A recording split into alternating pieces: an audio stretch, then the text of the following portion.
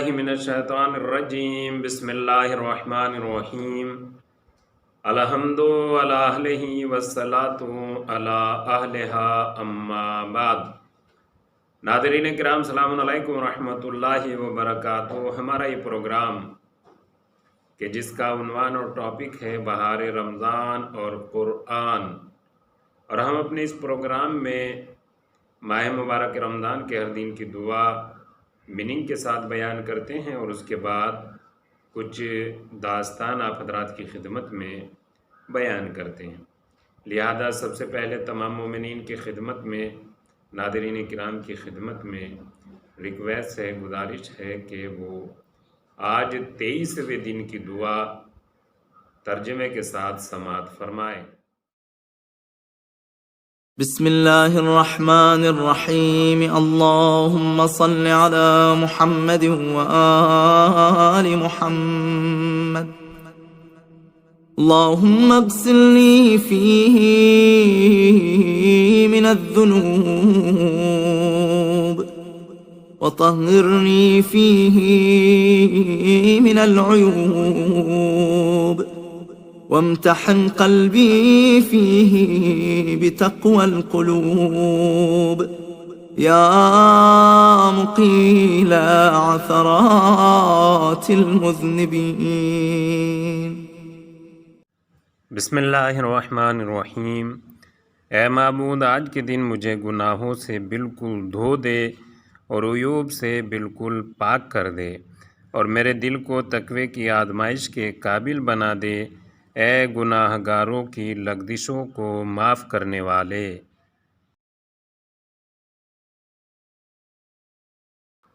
دعا کے بعد ہم بڑھتے ہیں پروگرام کے اگلے حصے کی طرف، اور آج کے اس پروگرام کے اگلے حصے کا آغاز قرآن مجید کے سورہ قدر کی مسلسل 3 آیات سے کرنا چاہتا ہوں کہ جہاں اعلان الہی ہو رہا ہے۔ بسم اللہ الرحمن الرحیم۔ انا انزلناہ فی لیلۃ القدر وما ادراک ما لیلۃ القدر لیلۃ القدر خیر من الف شہر۔ قرآن مجید کا سورہ قدر اور اس کی یہ 3 آیات جن میں ارشاد الہی ہو رہا ہے کہ بے شک ہم نے قرآن کو لیلۃ القدر میں نازل کیا، اور تمہیں کیا معلوم کہ لیلۃ القدر کیا ہے؟ لیلۃ القدر خیر من الف شہر۔ لیلۃ القدر 1000 مہینوں سے افضل اور بہتر ہے۔ قرآن مجید کی ان مسلسل 3 آیات میں اگر غور کیا جائے تو تینوں آیت میں ورڈ لیلۃ القدر استعمال کیا گیا ہے۔ پہلی آیت میں بھی قدر ہے، دوسری آیت میں بھی قدر ہے، اور تیسری آیت میں بھی قدر ہے۔ قدر یعنی قدر و منزلت، عظمت و شان و بزرگی، اور اس لیے اس رات کو لیلۃ القدر کہتے ہیں کہ بارگاہ خداوندی میں اس رات کی بے پناہ قدر و منزلت، عظمت و بزرگی ہے، اس لیے اس رات کو لیلۃ القدر کہتے ہیں۔ مگر آپ حضرات نے یہ بھی دیکھا ہوگا، اور تمام مومنین اس بات سے باخبر ہے کہ یہ ایک ڈیسائیڈیڈ نائٹ یعنی ایک معین شدہ رات نہیں ہے، بلکہ یہ کہا گیا ہے کہ شب 19 بھی ہو سکتی ہے، شب 21 بھی ہو سکتی ہے، اور شب 23 بھی ہو سکتی ہے۔ ان تینوں راتوں میں سے کوئی ایک رات لیلۃ القدر ہے، اور جبکہ علم الہی اور علم نبوت و امامت میں یہ بات ہے کہ ان تینوں میں سے کون سی رات لیلۃ القدر ہے، لیکن اس کے باوجود بھی نہ حکم الہی اس طرح کا نظر آیا کہ ادھر سے حکم ہوا ہو کہ میرے حبیب آپ اس رات کو معین کر دیجئے کہ جس رات کو ہم نے 1000 مہینوں سے افضل قرار دیا ہے، نہ کوئی اس طرح کی بات حدیث پیغمبر یا حدیث معصومین میں اس طرح کی بات نہیں ملتی ہے کہ جو لیلۃ القدر کو بالکل ایک رات میں معین کر رہی ہو، بلکہ وہاں بھی یہی ہے کہ انہوں نے بھی یہی ارشاد فرمایا کہ یا تو شب 19 یا شب 21 یا شب 23 کو لیلۃ القدر کی رات کے عنوان سے پوری رات عبادت الہی، اپنے گناہوں کی بخشش، اپنے آئندہ زندگی میں آنے والے اپنے اچھے دنوں کی دعا کرنی چاہیے۔ لہذا سب سے پہلا سوال تو ہمارا یہی ہے کہ اس رات کو ایک رات میں معین نہ کرنا اور ایک رات کے لیے 3 رات عمل کرانا خود اس کی عظمت کی طرف اشارہ کر رہا ہے کہ یہ یعنی بارگاہ خداوندی میں اگر زیادہ اہتمام آج کی رات کو دیا گیا ہے، یعنی آج کی رات کے بارے میں علماء کرام کا کہنا یہ ہے کہ آج مثلاً 60% چانس آج ہے کہ آج کی رات شب قدر ہے، اس کی طرف زیادہ رجحان اور زیادہ اہتمام دیا گیا ہے، لیکن اس کے باوجود بھی یہ نہیں کہا گیا ہے کہ یہی کنفرم نہیں کیا گیا ہے کہ یہی رات ہے، بلکہ ایک احتمال اور زیادہ رجحان اس بات کی طرف دیا گیا ہے۔ اور اگر اس رجحان اور اس بات کو ہم مان بھی لیتے ہیں تو گویا کہ ایسا محسوس ہوتا ہے کہ جیسے پچھلی 2 راتیں ہمیں ٹرین کیا گیا ہے، ہمیں تربیت دی گئی ہے کہ کس طریقے سے اپنے مالک کی بارگاہ میں آ کر دعا کرنا ہے، کیسے راز و نیاز کرنا ہے، کیسے اپنے مالک کی بارگاہ میں اپنے گناہوں کی بخشش کرانی ہے۔ مسلسل 2 راتوں میں ٹریننگ دی گئی ہے اور آج کی رات کو زیادہ اہتمام دیا گیا ہے کہ آج کی رات شب قدر ہے۔ تو اس اعتبار سے بھی آج کی رات کی بے پناہ فضیلت ہے، یعنی اس رات کے لیے پہلے 2 رات مسلسل 2 رات ٹریننگ دی گئی ہے، تربیت کی گئی ہے کہ ایسا کرنا ہے ویسا کرنا ہے، اور آج کی رات میں زیادہ اہتمام۔ اس سلسلے میں ہم آپ حضرات کی خدمت میں ایک عبداللہ ابن انیس انصاری نامی ایک شخص اللہ کے رسول حضرت محمد مصطفیٰ صلی اللہ علیہ وآلہ وسلم کی خدمت میں آیا، اور آنے کے بعد اس نے اپنی مجبوری یا اپنی حالت و کیفیت بیان کی۔ اے اللہ کے رسول، میں ایک دیہاتی اور عرب کا تاجر انسان ہوں، اور میرا کام بہت بڑا ہے، میں غلام، میرے شتربان اور بھی میرے بہت سے کام ہیں، لہذا میں اپنے کاموں سے اتنی فرصت اور اتنا ٹائم نہیں نکال پاتا کہ میں مسلسل 3 رات تک آپ کی خدمت میں، آپ کی بارگاہ رسالت میں حاضر ہوں اور آپ کے ساتھ عبادت الہی انجام دے کر بارگاہ خداوندی میں دونوں جہان کی سعادت حاصل کر سکوں۔ لہذا آپ میرے لیے یہ معین کر دیجئے کہ کون سی رات لیلۃ القدر ہے۔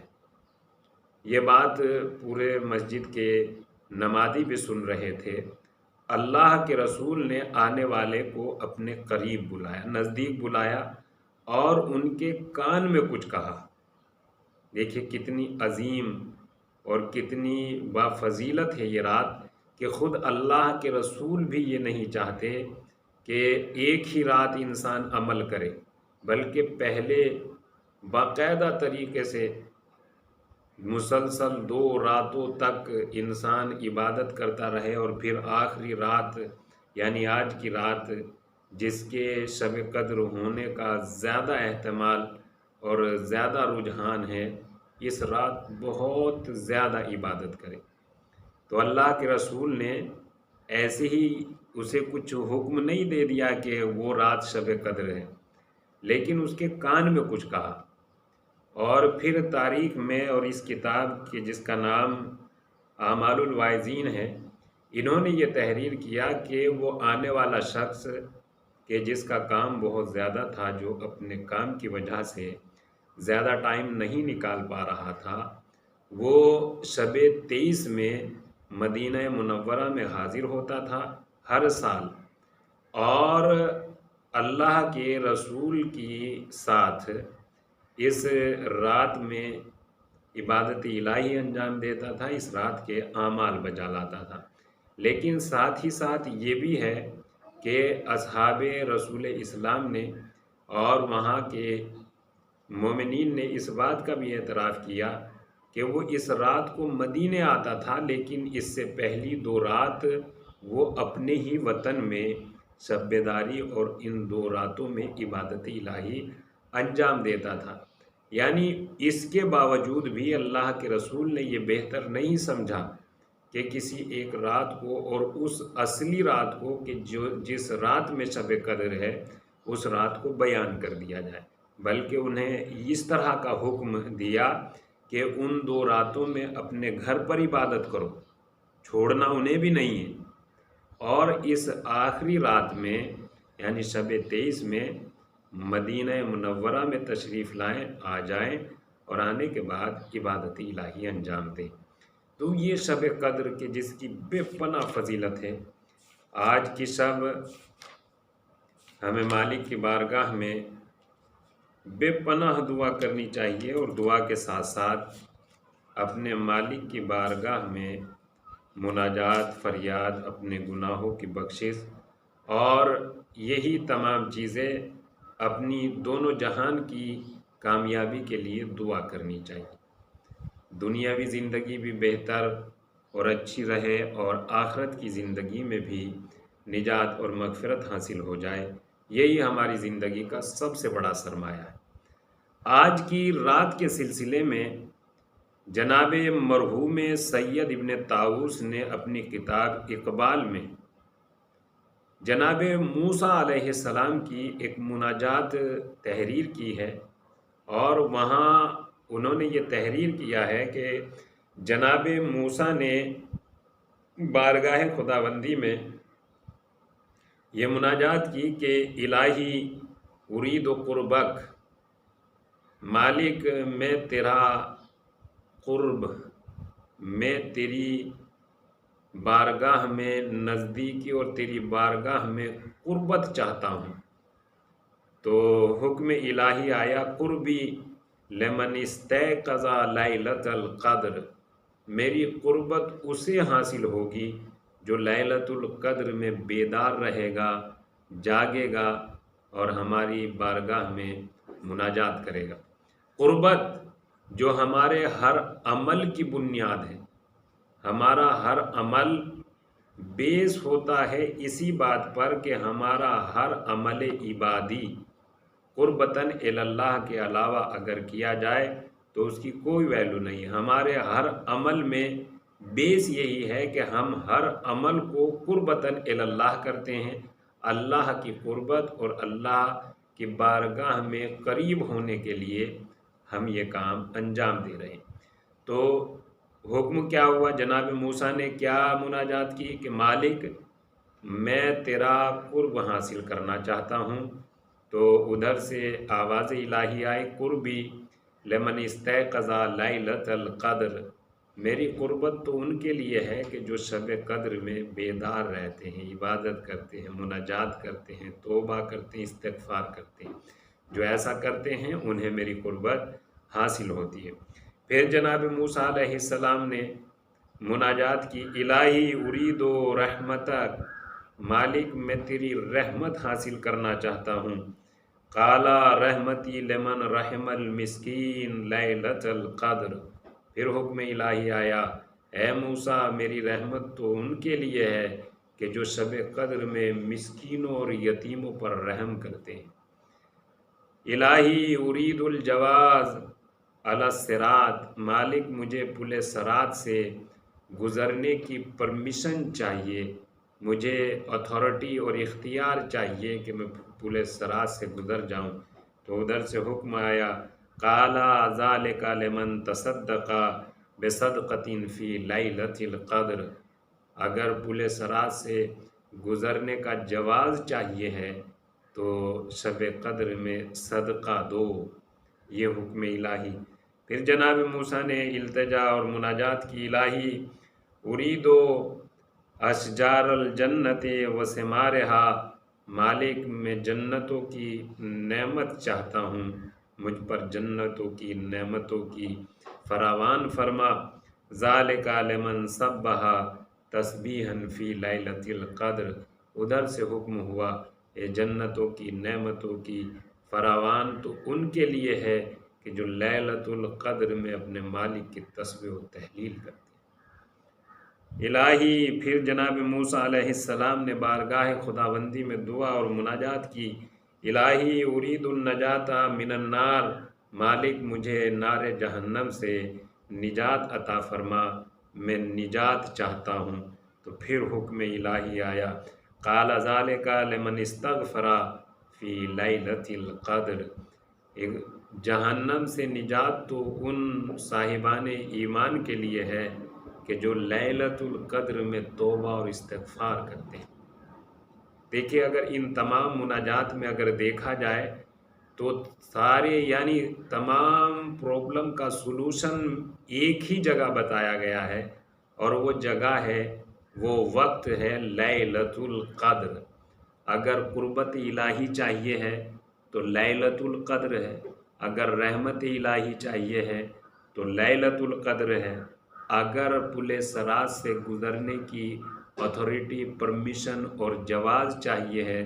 تو لیلۃ القدر میں،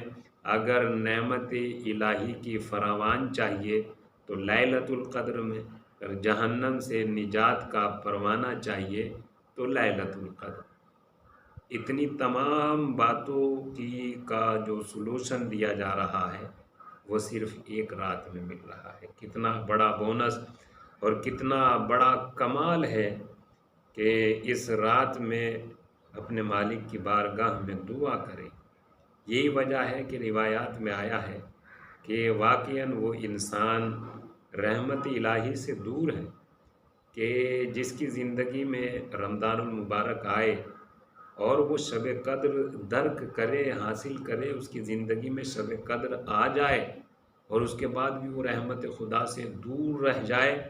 تو واقعاً وہ انسان بہت ہی بدبخت ہے۔ تو لہذا ان تمام باتوں کے باوجود آج کی رات بہت ہی عظیم رات ہے، بہت ہی قدر و منزلت والی رات ہے، بہت ہی بزرگ اور عظیم رات ہے۔ لہذا اس رات میں ہمیں چاہیے کہ ہم اپنے گناہوں کو یاد کریں، مالک کی بارگاہ میں توبہ و استغفار کریں، اور اپنے ساتھ ساتھ اپنے مرحومین کو ضرور یاد رکھیں۔ وآخر الدعوانا ان الحمد للہ رب العالمین۔